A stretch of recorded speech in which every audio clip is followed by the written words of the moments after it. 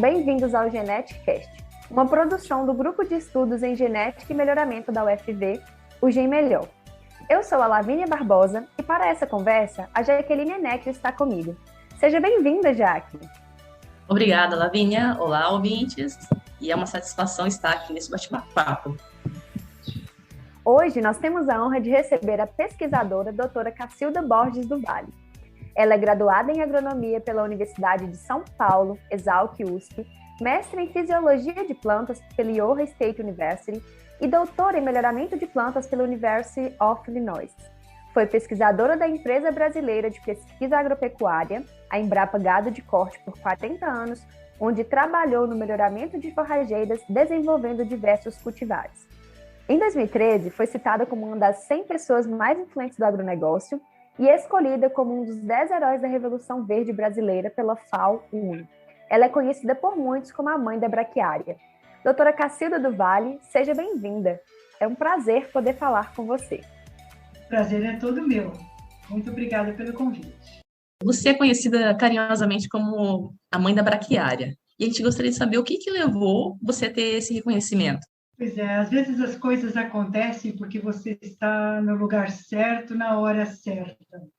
Então, quando comecei a trabalhar na Embrapa Gado de Corte, que, aliás, eu completei 44 anos antes de me aposentar em 2019, eu cheguei aqui no Mato Grosso do Sul, que era um estado que tinha acabado de se dividir do Mato Grosso, e a nossa unidade tinha sido recém-formada, porque eu cheguei aqui em 1978, o estado dividiu em 77 e a Embrapa Gado de Corte foi fundada em 77. E, nessa época, a gente tinha o famoso boi chamado boi sanfona, que era aquele boi que ganhava peso na época da chuva e perdia peso na época da seca, porque nós tínhamos pastagens que não aguentavam meses sem chuva, as forrageiras eram aquelas que tinham possivelmente entrado nos navios negreiros da África, que era o colonião, o jaraguá, o capim-gordura, que era o que formavam as nossas pastagens aqui no Brasil Central. E quando eu vim trabalhar aqui na Embrapa Gado de Corte, logo em seguida foi feito um convênio entre a Embrapa e uma instituição francesa chamada Ruston para a importação de uma coleção de coloniões, de pânicos máximos.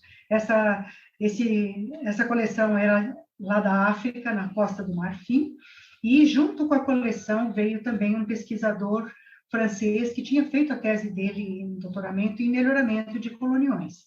Então, com a chegada da coleção de pânico e o colega Yves Savidan, esses trabalhos tiveram início com uma avaliação dessa coleção, e naquela época o Centro Internacional de Agricultura Tropical, que fica em Cali, na Colômbia, já tinha convidado colegas brasileiros para participar de um workshop, uma mesa redonda, para ver o que a gente podia fazer em termos de melhoria de pastagens para solos mais fracos. E com essa conversa que foi feita na Colômbia, eu diria que lá pelos anos 80, 81, se decidiu por uma viagem de coleta de braquiárias no continente africano. E então, o trabalho que eu ajudei a desenvolver aqui na Embrapa Gado de Corte, que já naquela época era só com algumas poucas braquiárias que haviam entrado até sem uma introdução formal, que era uma braquiária decumbens, uma braquiária brisanta. Eu ajudei a organizar esse trabalho com a braquiária brisanta cultivar Marandu, que no fim foi lançada e eu já estava no meu doutorado nos Estados Unidos, mas por conta da pouca diversidade de tipos que tinham aqui, porque essa é uma gramínea africana, e nós só tínhamos uma braquiária decumbens, possivelmente uma ou duas braquiárias brisantes, e também nessa época já tinha entrado a braquiária umidícola e uma braquiária rosesiensis. Então, com o incentivo desse colega francês que já tinha feito o melhoramento de pânico e com a possível chegada da coleção de braquiárias no meu retorno do meu doutorado, eu já iniciei os trabalhos com braquiária lá nos Estados Unidos, quando eu estava fazendo, então, meu doutorado. O meu orientador era melhorista de alfafa, e ele dizia, olha, eu não sei nem pronunciar o nome desse capim que você está querendo trabalhar, mas eu abro todas as portas. E ele tinha trabalhado com germoplasma, e ele falou, eu conheço as pessoas que fazem importação de germoplasma. Então, se você quiser trazer braquiários do Brasil, da Lucia, então, da Colômbia, e trabalhar com esse material aqui, e foi o que ele fez, me ajudou. E o meu professor de melhoramento de plantas também falou, não, eu acho mais certo possível, você vai usar alfafa lá no Brasil? Eu falei, olha, até que eu gostaria, mas no Brasil Central a alfafa não vai bem, só vai lá no sul do Brasil. Então, trabalhe com alguma coisa que vai fazer sentido para você. Comecei a estudar, então, braquiárias em Illinois. Claro que braquiária em Illinois se comporta como uma planta anual, né? Não é perene. Mas eu tentei. Então, eu fiz a parte muito básica da biologia de braquiária, eu estudei modo de reprodução, eu estudei comportamento cromossômico, já antevendo as necessidades desse ferramental para poder fazer melhoramento de braquiária. Né? E depois, quando chegou a coleção, eu voltei em 1986, e a coleção começou a chegar para nós a partir de 1987. E aí, eu chegando assim, 100 materiais, mais outros 150, depois 200, tanto que a nossa coleção aqui tem mais de 400 tipos, só que são de 13 espécies diferentes. Então, não é como a coleção de pânico máximo, que era tudo pânico máximo. A nossa tem braquiária nigropedata, braquiária jubata, braquiária dispersa. Então, tinha muitas brisantas, mais de 200 brisantas, tinha umas 50 decumbens, tinha mais umas 40 umbidícolas, mas muitas outras coisas que eu também não tinha estudado. Eu estudei algumas dessas lá em Illinois, mas não todas. Talvez por isso, de eu ter sido a pessoa que estava desvendando essa biologia, é que veio esse nome carinhoso, mas também porque eu acho que eu era bastante insistente com a nossa equipe, vamos dizer. Né? Então, eu assumi a maternidade dela, porque eu dizia, olha, se eu não insistir com o colega da cigarrinha, se eu não insistir com o colega das doenças, da fertilidade de solo, das sementes, de repente o material que eu estou trabalhando vai morrer na praia. Né? E braquiária acabou sendo, você vê, era praticamente a rainha das forrageiras para o mundo tropical, né? Não só para o Brasil, porque ela se mostrou muito bem adaptada para esses solos fracos e ácidos do Brasil Central. E, infelizmente, hoje a gente tem um braquiaral no Brasil, que é muito perigoso, são clones, né? São plantas apomíticas sem sexo. Cacilda, diante dessa gama de esforços, né, você recebeu alguns títulos. E aí a gente queria entender um pouco, né, o que é ser herói da Revolução Verde, já que você ficou entre das 10 pessoas, né, considerados heróis da Revolução Verde, e como você se sentiu ao receber esse título. Essa foi uma inesperada de um prêmio, né? Eu tinha recebido um prêmio pela Embrapa o Frederico de Menezes Veiga, que é dado uma vez por ano para alguém da Embrapa e para alguém de instituições outras que não a Embrapa, e recebi esse prêmio, inclusive do presidente. Esse prêmio, na verdade, e o da Heróis da Revolução Verde, eu dedico muito à nossa equipe, porque se não fosse um trabalho de equipe, você vê, eu estava fazendo a parte muito básica do melhoramento, gerando híbridos, começando aquela avaliação sobre cortes, mas quem diz finalmente se um material de um capim é bom ou não? É o boi, a vaca, né? E eu não fazia os trabalhos com animais em pastejo, não fazia os trabalhos de produção de sementes, não fazia o trabalho de tolerância a insetos e a doenças. Então, não fosse essa equipe, que só aqui no gado de corte, naquela época, éramos 18 ou 19 pesquisadores, esses materiais não tinham chegado no final da linha.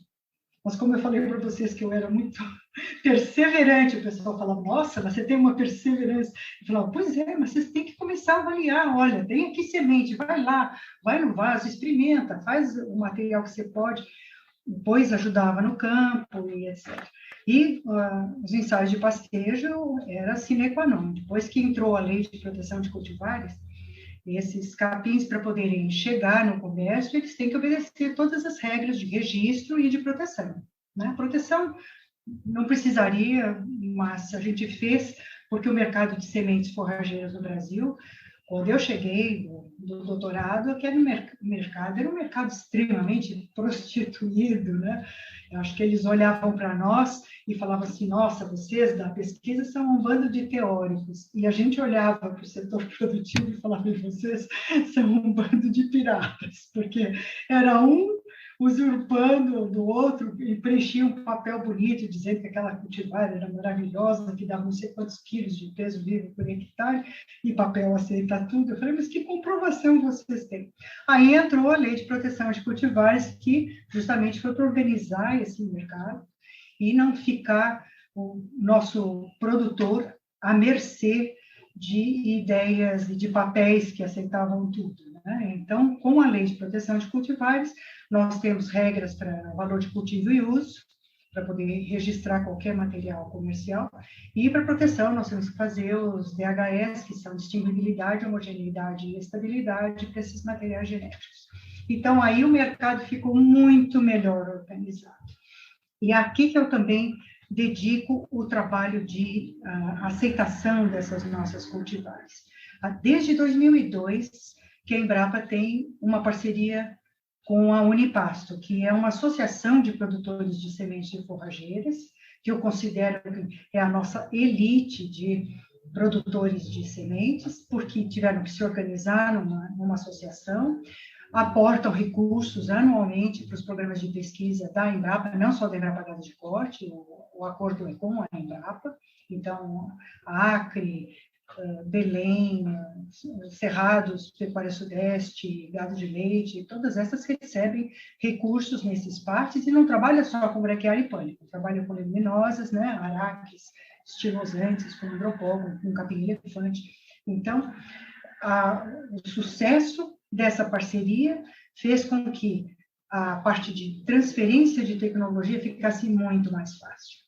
Então, como eles são responsáveis pela comercialização das nossas cultivares, e eles pagam royalty para a Embrapa, acabou que a gente, com os treinamentos que a gente fazia sobre as novas cultivares, a adoção ficou muito mais fácil. Então, esses prêmios eu dedico realmente a essa equipe valiosa que nós tivemos, que sirva de exemplo até para outras culturas, e a parceria com a iniciativa privada. Cacilda, e depois desses 40 anos de contribuição, atualmente, quais atividades que você escolheu para fazer? O que você tem desenvolvido atualmente? Pois é, eu brinco com os meus colegas da Embrapa Gado de Corte que eu sou uma semi-aposentada, né? Nós temos reuniões do grupo de pesquisa vegetal toda sexta-feira de manhã, então eu sempre que eu estou disponível, não estou viajando, não estou em outro fuso horário, etc., participo dessas reuniões, e eles gostam muito de perguntar como é que era antigamente, por que daria certo fazer assim ou fazer assado. Então, gostam de ouvir a minha opinião e eu me sinto bastante lisonjeada de poder ainda contribuir.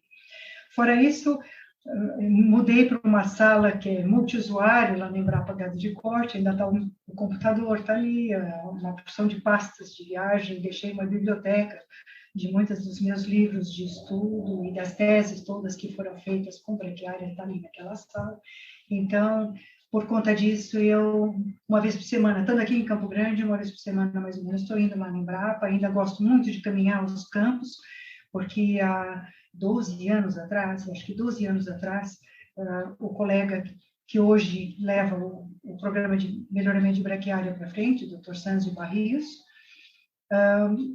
gosta de andar no campo e muitas vezes vou com ele ainda visitar, como ainda tem o germoplasma muito bem conservado na Embrapa Gado de Corte, e com a minha vivência com esse material, eles gostam que eu ande as parcelas e falando isso, que tal, isso aqui está com jeito de ser braquiária nigropedata, isso parece, você acha que esse é o material original, porque o problema de conservação no campo é complicado de 400 genótipos, né?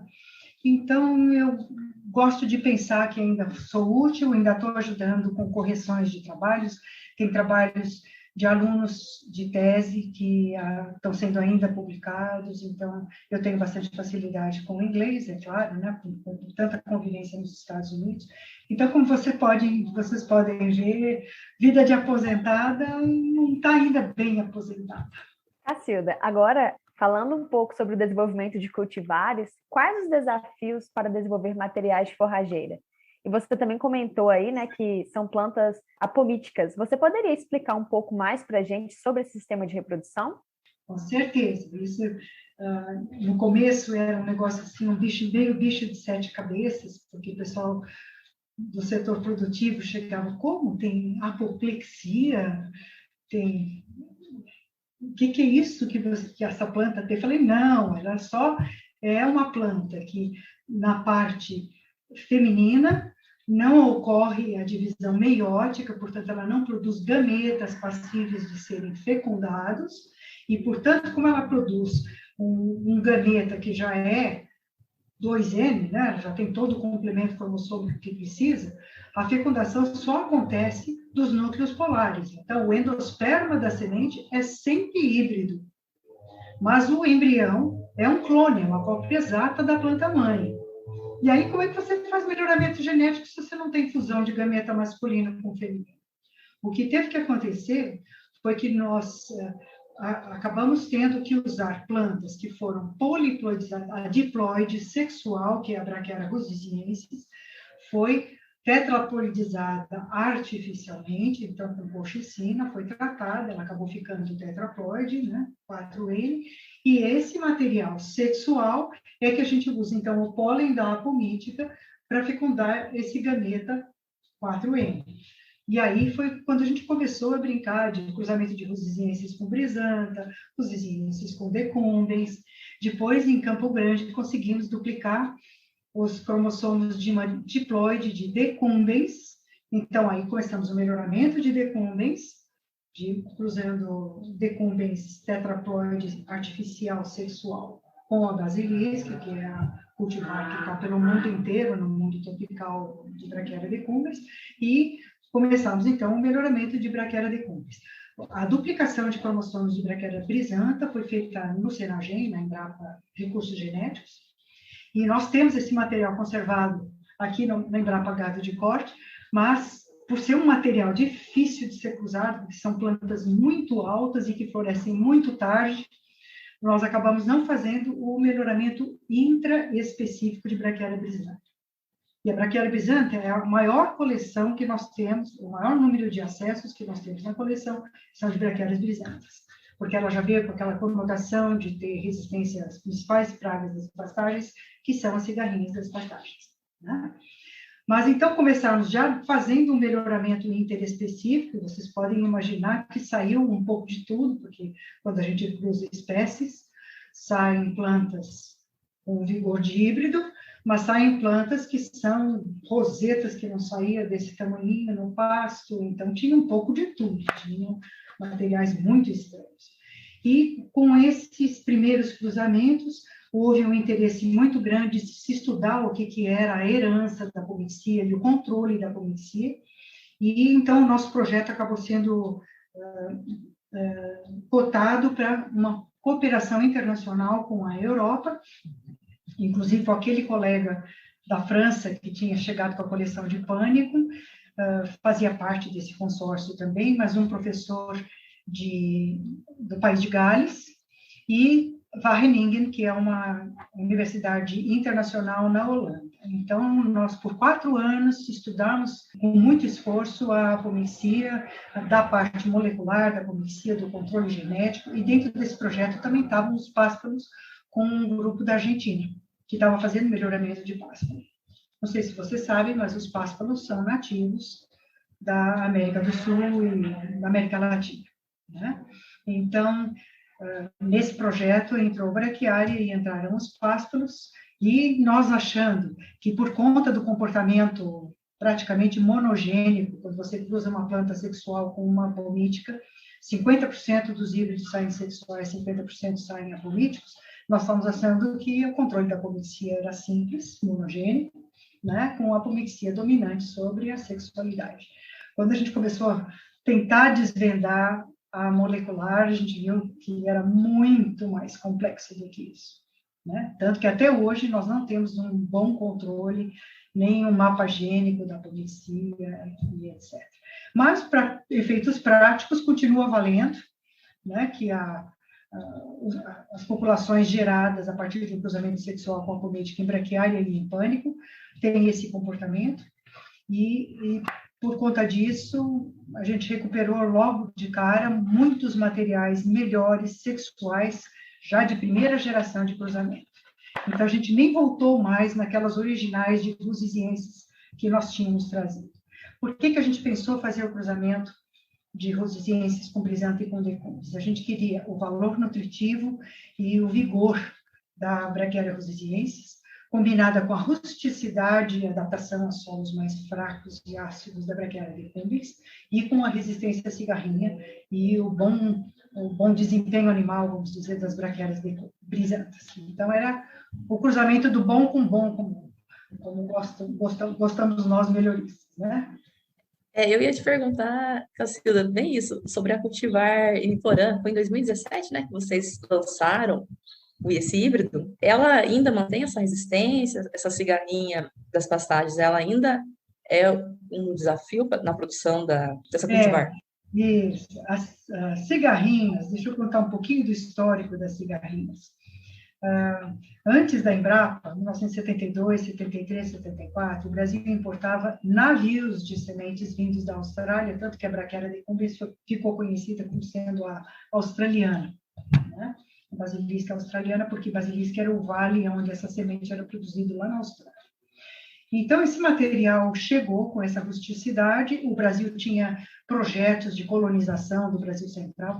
No tempo que eu estava na faculdade, o Cerrado não valia nada, né? Ninguém conseguia plantar nada, era 1973, 72, no Cerrado a gente não consegue fazer nada. E aí, de repente, com programas de Propasto, CONDEP, que era o Conselho de Desenvolvimento da Pecuária, Propasto, formação de pastagens, com essa braquiária, pastagens estavam sendo semeadas com avião e etc. Formou-se um grande monocultivo de Brachiaria decumbens e as cigarrinhas das pastagens, que eram muito bem controladinhas, porque tinha capim gordura, tinha outras coisas no Brasil Central, não tinha se expandido, mas com formação de pastagem era coisa assim, de 200 hectares formados por dia, numa certa região, com avião. E nisso, a cigarrinha se multiplicou e dizimou pastagens de Brachiaria decumbens. E foi por conta desse desastre, praticamente, que incentivou aquela reunião que eu falei para vocês no começo, do CID, de procurar novos ecotipos de braquiária para controlar essa situação. E como entrou a Brachiaria brisanta, a cultivar marandu, que já vinha com essa conotação, a Brachiaria decumbens em muitos desses ecossistemas foram substituídas pela Brachiaria marandu, que é resistente a cigarrinhas típicas de pastagens. Com esse híbrido Ibiporã, que aliás é um cruzamento de 1992, para vocês verem como as coisas são, e ela foi lançada em 2017. Mas é porque nós estávamos avaliando essa coleção e antes de lançar híbridos, nós tínhamos que explorar a variabilidade genética que a gente tinha trazido da África. Então, por isso é que saiu a Charaés em 2013, desculpe.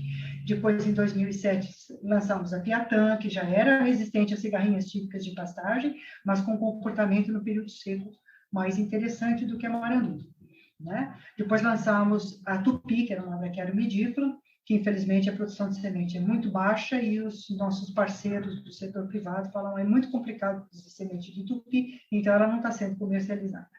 E em 2013 lançamos a Paiaguás, que então é uma outra braquiária brisanta com um ótimo comportamento no período seco, melhor até que a própria Piatã. Enquanto isso, a gente estava avaliando sempre a Ibiporã, que tinha outro nome, e na prateleira, porque os colegas que fazem avaliação sobre pastejo tinham que avançar com braquiária, com pânico, com braquiária e pânico. Nós somos poucos pesquisadores. Aliás, melhoristas de forrageira, você conta possivelmente em uma mão e meia aqui no Brasil.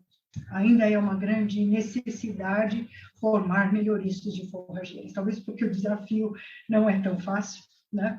O pessoal prefere outras culturas. Mas por conta disso, a Ibiporã só entrou em pastejo em 2013, 2014, e ela vinha se mostrando, já com os ensaios de cigarrinhas, como resistentes não apenas as cigarrinhas típicas de pastagem, mas resistente àquela cigarrinha da cana, porque aquela é uma cigarrinha maior, muito mais agressiva e que andava detonando alguns pastos de brequiária. E muito comum no capim-elefante, então quem tem capineira e tem pasto de braquiária por perto acabava dando muito problema. E ela continua assim, né? A braquiária piporã tem ótima resistência para amarrar larva, e dentro dos nossos ensaios agora para os híbridos, que já estão na linha de produção para serem lançados, também estão sendo testados não apenas com as cigarrinhas típicas de pastagem, mas também com amarrar. E Cacilda, atualmente existem aplicações práticas de ferramentas genômicas, como seleção assistida por marcadores moleculares e seleção genômica nas espécies forrageiras? E como você tem visualizado o avanço dessas ferramentas nessas espécies? Então, aplicações de ferramentas de genômica e etc. Eu já adiantei para vocês que, infelizmente, a quantidade de melhoristas em forrageiras ainda é um número muito reduzido. Por conta disso, talvez a pressão em cima da biotecnologia, por estudos de genômica e etc., são também muito recentes. Essas plantas com as quais a gente trabalha, como eu contei já para vocês, são poligênicas, né? As heranças são poligênicas, as plantas são poliploides, e nós não conhecemos nem o genoma dessas plantas, que são genomas complexos, né? Se são tetraploides, nós temos capim charaés, por exemplo, que é um pentaploide, esse nem pode participar dos nossos programas de melhoramento. Nós temos, sim, usado marcadores moleculares para a apomixia, está funcionando bastante bem com pânico. Então, para não precisar fazer a microscopia, que é um trabalho muito demorado, demanda treinamento e etc., o marcador para apomixia está funcionando bem. Então, nas populações de híbridos de pânico já está sendo usado esse marcador para dizer quem é sexual e quem é apomítico. Em braquiária, ainda está tendo uma recombinação aí meio complicada, então a gente não está tendo tanto sucesso, mas também estamos usando o marcador da apomixia para análise de híbridos. Você vê, quando a gente faz um cruzamento desse, a gente gera, às vezes, 10.000 híbridos. Fazer modo de reprodução para isso praticamente impossível. Então, no processo de desenvolvimento de cultivares, o que nós temos adiantado, em vez de a gente já levar para o campo 10.000, o que a gente tem feito com braquiária, é colocar esses materiais para germinar em tubetes, vai para dentro de uma casa telada, a entomologia toma conta e libera quantidades, milhões de cigarrinhas dentro dessa casa telada, e desses 10.000, 15.000 materiais, só o que passou na cigarrinha é que passa adiante, talvez. Então, desses tantos, sobram uns 2.000, vamos dizer. E esses mesmo, antes de a gente passar esses 2.000 para campo para fazer teste com cortes, a gente ainda normalmente espera até mais uma etapa de cigarrinha para ver se a gente reduz isso para uns 1.500, mais ou menos, para ter condição de repente, avaliar com cortes. Mas também estamos adotando drones, que parece que detectam bastante bem o ataque de cigarrinhas e outras enfermidades no campo, principalmente no pânico, está tendo bastante problema com viroses, e o drone tem captado imagens interessantes, e a gente já está adotando também essa modernidade, essa tecnologia. Mas estudos com GBS, etc., ainda estamos engatinhando. Então, nós temos colegas, sim, que estão trabalhando com biologia molecular, e estamos tentando fazer um pouco de seleção genômica. Temos que ter toda essa metodologia de análise de dados, porque não estamos lidando com diploides, né? Estamos lidando com poliploides. A expectativa é que, sim, em breve a gente consiga usar ferramentas genômicas. Nós precisaríamos muito de um marcador para resistência a inseto, né? Para resistência à cigarrinha, e também para resistência ao fungo bipolares nos pânicos máximos. Isso seria um avanço muito grande para nós, porque esse trabalho com entomologia e fitopatologia é muito complicado. Então, estou antevendo que nos próximos 5, 6 anos a gente vai ter, sim, o uso de bastantes ferramentas moleculares no auxílio ao melhoramento. Cacilda, e quais seriam as recomendações para a nova geração agora de pesquisadores que você daria para que atingisse também o sucesso profissional? E eu vou além, eu vou no pessoal também. Então, a recomendação que eu diria para os profissionais. Primeira coisa, você tem que gostar do que você faz, porque trabalhar sendo um sacrifício, quantos anos você aguenta disso? E que estresse que você traz na sua vida. Então, de duas uma, ou você aprende a gostar do que você está fazendo, ou você já entra em alguma coisa que você realmente gosta, né? Eu sempre gostei muito da agronomia, fiz a universidade com prazer, para mim não era sacrifício estudar, e depois o mestrado e o doutorado também. Então, essa inclinação de querer derivar prazer daquilo que você faz é muito importante. E dedicação. Eu acho que não existe trabalho fácil, né? 90% de perspiração e 10% de inspiração, né? De você ter dom e você poder fazer. O resto é trabalho mesmo, é você se dedicar, é você tentar fazer o seu melhor, dar o seu melhor, mas principalmente não desanimar com os pequenos tropeços. Eu acho que esses desafios têm que servir para a gente justamente tentar se superar. Eu, quando voltei do meu mestrado e coloquei uma primeira aluna minha com bolsa do CNPq de iniciação científica, eu tinha dúvidas do que ia dar certo nos cruzamentos de braquiária e etc. Então, a coitada da minha aluna, o pessoal ainda brincava, nossa, mas você é feitora de escravos, o que é isso? Ela está fazendo citogenética, está no campo cortando, ela está avaliando cruzamento, ela está na casa de vegetação. Eu falei, bom, ela vai ter que fazer um relatório para o CNPq no final do ano e eu preciso ter resultado de alguma coisa, né? Então, mas eu estava junto com ela. Eu falei, não, é assim que a gente faz.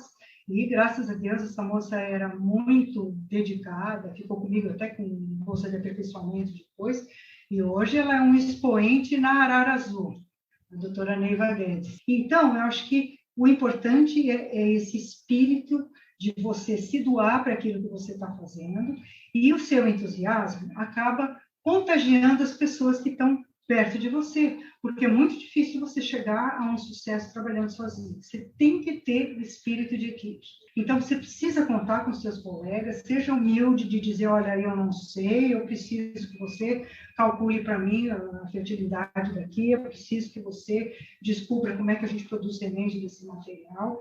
Então, é muito importante você fazer parte de uma equipe e não desanimar com os pequenos tropeços. Que ótima conversa. Excelentes conselhos, Cacilda. E assim, vamos encerrando. Conversamos com a doutora Cacilda do Vale. Cacilda, muito obrigada pela sua participação. Realmente foi uma honra conhecê-la e ouvir um pouquinho sobre a sua história, ouvir um pouquinho sobre o seu trabalho. E parabéns essa contribuição que você deu para a ciência. Imagina. Muito obrigada.